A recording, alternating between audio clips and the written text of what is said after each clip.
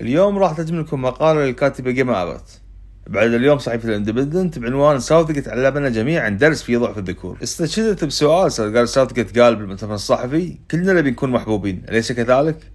انجلترا فازت على هولندا ووصلت نهائي يورو 24 رغم كل الانتقادات والشتائم اللي لقاها مدرب انجلترا. العاطفة جزء جوهري وحيوي بكرة القدم، سواء فاز او خسر ناديك ومنتخبك المفضل، لكن مع المنتخب تزيد العاطفة وتصير المشاعر مشحونة اكثر.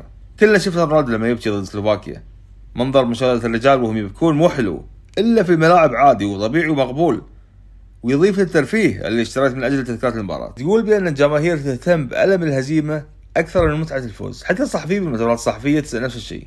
ساوثجيت كان يتحدث بلطف ويجاوب الصحفيين بكل هدوء وانضباط نفسي. كرة القدم تعودنا على العنف والشغب والمساجرات والذكورية المفرطة تقول، ولو ان الصورة النمطية هذه قامت تقل الفترة الأخيرة. راح تبقى كرة القدم محفز عاطفي لخلق حوارات حتى للناس اللي ما يعرفون شلون يعبرون عن مشاعرهم في الحياة الصجية. ساوثجيت أظهر للعالم أن عادي الرجل يكون ضعيف ويكون حساس بشكل علني، رغم من المطلوب من كل مدرب ولاعب يكون قوي في بيئة رجولية ما ترحم.